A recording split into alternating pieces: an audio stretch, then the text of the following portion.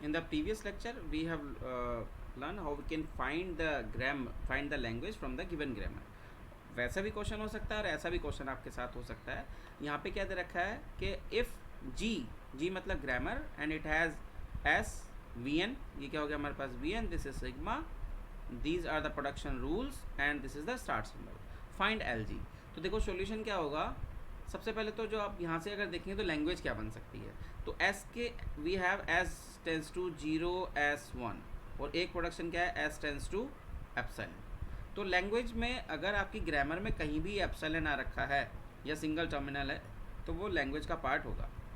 Right, ये हमारा क्या हो गया टर्मिनल, हमने यहाँ पे एप्सिलॉन को ऐड कर दिया. देन अगर s टेंस टू 0 S1, ठीक है, इट विल ड्राइव 0 1, क्योंकि मैंने क्या किया s टेंस टू हमने क्या यूज़ कर लिया एप्सिलॉन. तो लैंग्वेज का पार्ट क्या हो गया 0 और 1 हो गया. अब s टेंस टू 0 0 S1, ये क्या ड्राइव कर सकता है 0 0 S1 1, क्योंकि मैंने क्या यूज़ कर लिया s टेंस टू 0 S1, इसके रिप्लेस में यूज़ कर लिया. तो बेसिकली ये हो क्या गया, इट इज़ 0 की पावर 2 S और 1 की पावर 2. राइट, अगर ये इस तरीके से है तो अगर सपोज अप्लाई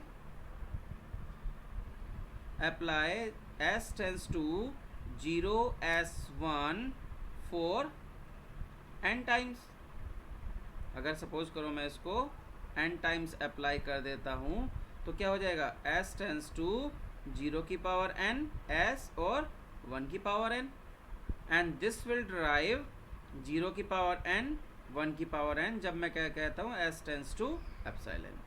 राइट, तो बेसिकली ये जो ग्रामर है ये क्या जनरेट कर रहा है, equal number of a's followed by equal number of b. मतलब ये क्या करेगा 00. देखो 00 कैसे आएगा, अगर हम सारी लैंग्वेज को उस तरीके से देखें तो देखो कैसे आएगा. यहाँ से क्या आया, अगर मेरे पास मैंने अगर ये लिया हुआ है सपोज करिए, इसी वाली स्ट्रिंग से देखें तो ये क्या था 0 0 S11, इट विल ड्राइव 00 11, क्योंकि मैं s टेंस टू क्या यूज कर सकता हूँ एप्सिलॉन. तो क्या होगी स्ट्रिंग 00 11. अब अगर s tends to 0 square S1 square, इसमें मैं s को फिर से एक बार अप्लाई कर दूँ 0 S1, तो क्या प्रोड्यूस करेगा, it will produce 0 square dot 0 S1 1 और 1 का स्क्वायर. तो ये क्या हो गया s ड्राइव्स 0 का क्यूब S1 का क्यूब, मतलब 3 zeros फॉलोड बाय 3 ones. ये क्या ड्राइव कर सकता है, इट कैन ड्राइव 0 का क्यूब और 1 का क्यूब, क्योंकि s टेंस टू हम क्या यूज़ कर सकते हैं एप्सिलॉन. तो ये क्या हो जाएगा 000 एंड 111. राइट, तो यहाँ से क्या लैंग्वेज आपकी बन जाती है, लैंग्वेज इज इस तरीके से हम लिख देंगे LG इक्वल्स टू 0 की पावर n और 1 की पावर n, वेयर 1 की पावर n, दोबारा से देखिए 0 की पावर n और 1 की पावर n, वेयर n क्या है ग्रेटर देन इक्वल टू 0.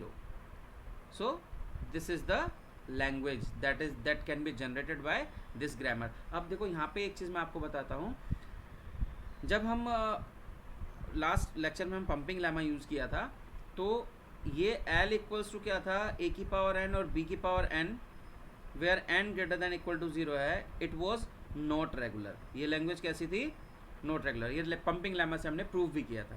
जितने लैंग्वेज आपके नॉट रेगुलर हैं उनका FA डिज़ाइन करना पॉसिबल नहीं है. क्या, नॉट पॉसिबल है.